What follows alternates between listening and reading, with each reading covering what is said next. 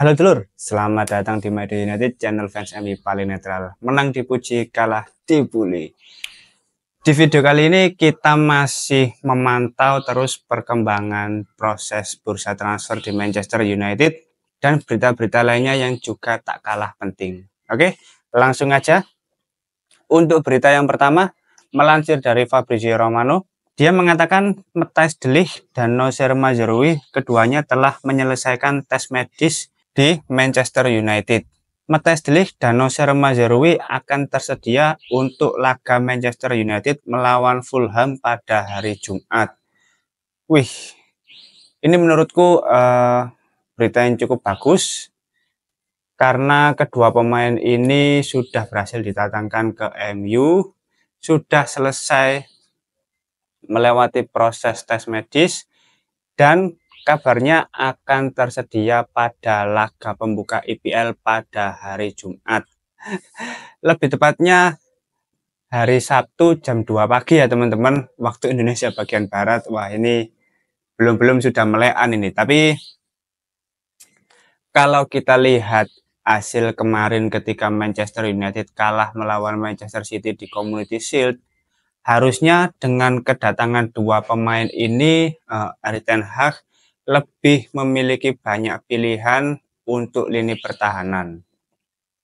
Karena apa? Karena ya melihat hasil pertandingan kemarin, menurutku ya nggak banget ya, lini pertahanan Manchester United ini sangat kurang dari segi pemain. Lalu untuk pemain yang tersedia juga sangat terbatas. Otomatis dengan adanya dua pemain ini bisa menambal lini pertahanan yang masih sangat bolong ya, dan perlu diisi oleh pemain baru ini.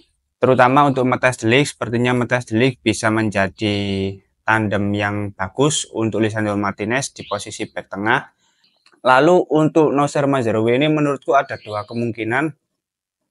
Yang pertama, dia bisa diplot sebagai bek kanan sesuai posisi aslinya, dan Diogo Dalot bisa jadi dia ditaruh di kiri, atau Diogo Dalot tetap di posisi bek kanan dan Noussair Mazraoui sementara akan mengisi posisi bek kiri. Nah, ini kabar yang bagus ya untuk kita sebagai fans Manchester United. Apalagi untuk pertandingan pertama besok diadakan di Old Trafford.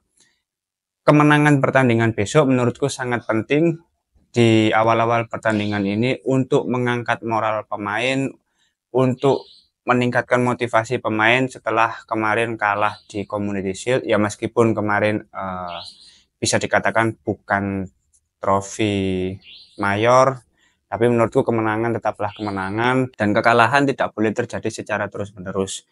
Jadi harapannya dua pemain ini bisa bisa memberikan impact yang bagus bagi Manchester United di pertandingan besok ketika melawan Fulham.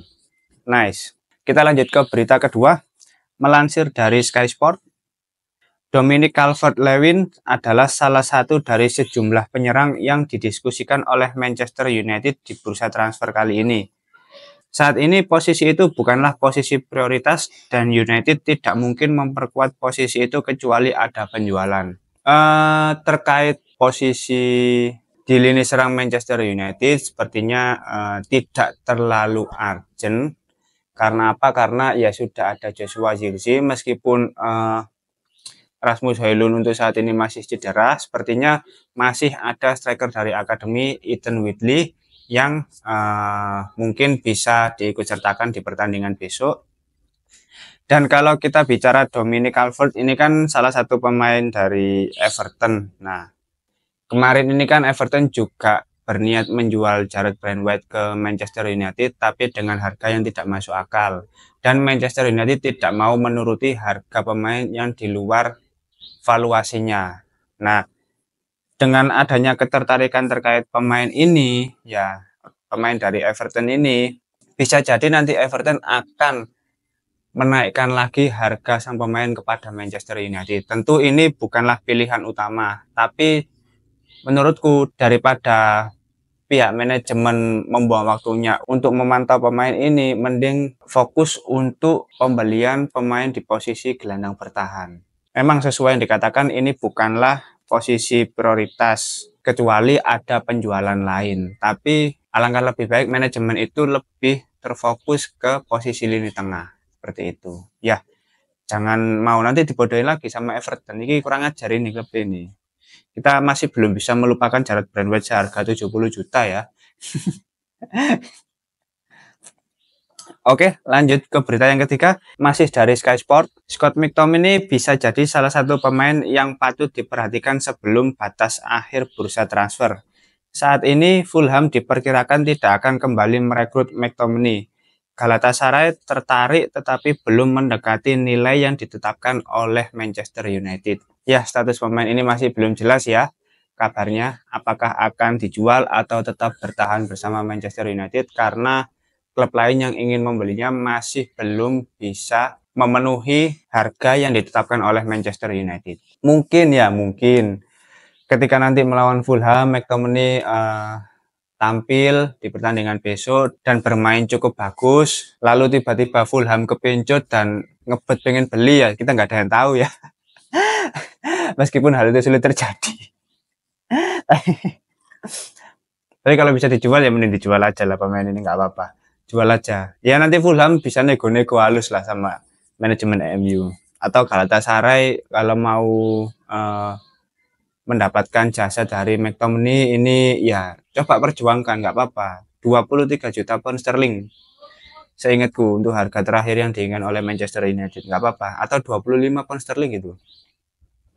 Sikatlah, jangan lama-lama. Karena pemain ini juga nggak bisa berkembang lagi ya menurutku, udah mentok, udah harus dijual. Jadi ya kalau ada opsi terbaik untuk menjual pemain ini menurutku itu bisa jadi opsi terbaik bagi Manchester United dan juga bagi McTominay. Oke, lanjut ke berita yang terakhir. Manchester United masih berusaha mendatangkan pemain di lini tengah. Pembicaraan dengan Burnley mengenai perekrutan Sander Berge masih berlangsung dan dialog dengan AS Monaco mengenai Youssouf Fofana juga masih berlangsung. Oke. Dua pemain ini,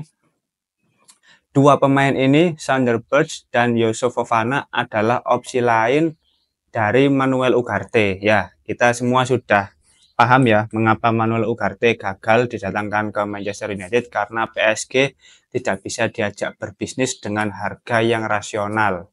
Dan dua nama ini menurutku pemain yang paling ideal didatangkan ke Manchester United adalah Youssouf Fofana. Ya, selain kualitas pemain yang menurutku cukup bagus bersama AS Monaco dan kemarin di Euro bersama Prancis, dari sisi penguasaan bola dia cukup bagus. Selain itu ketika dia berada di dalam kotak penalti, finishingnya juga bisa menjadi solusi di lini serang Manchester United ketika mengalami kebuntuan. Nah, ini bisa jadi opsi yang bagus ya, Youssouf Fofana ini. Secara usia juga masih muda. Jadi menurutku dibandingkan kita kalau untuk harga ini masih belum tahu ya berapa harga yang akan dibanderol oleh AS Monaco ini. Tapi jika dibandingkan dengan Sander Berge yang kemarin meminta harga sekitar 30 juta untuk pemain ini, ya menurutku cukup mahal ya dibandingkan dengan Youssouf Fofana yang secara kualitas tentu lebih tinggi dibandingkan Sander Berge ini. Dua opsi nama ini yang akan menjadi pemain baru di lini tengah Manchester United, menurutku Youssouf Fofana adalah solusi yang lebih bagus ya dibandingkan Sander Berge ini. Ya kita tunggu nanti update selanjutnya seperti apa ya. Oke, mungkin itu dulu update terkait bursa transfer Manchester United. Terima kasih sudah menonton video ini. Jangan lupa like, komen, dan subscribe. Salam.